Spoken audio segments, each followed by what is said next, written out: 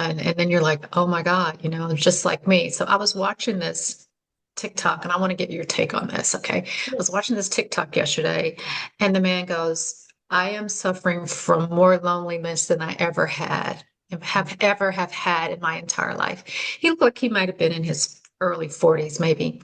And he said, I spent the first part of my life chasing the dollar, and I pretty much excluded myself from everyone just so I could get that dollar.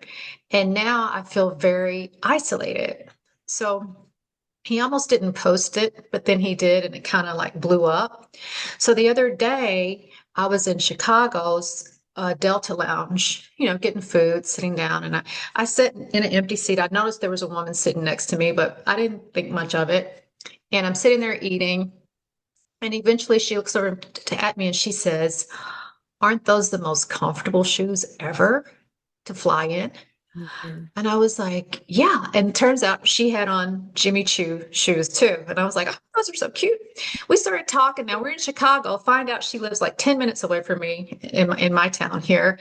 And we exchanged numbers, and it was just like the coolest thing ever. Like, I was like, oh, wow, I met this really cool person. So I was telling my girlfriend, Andrea, I met this really cool person in the airport lounge. And she said, Shannon, everyone is lonely on some level. Do you agree with that? I absolutely do, and I address it. I always tell my network at least once a week that they're not alone. There was a major article that came out, it was a couple months ago, in the biggest newspapers in this country.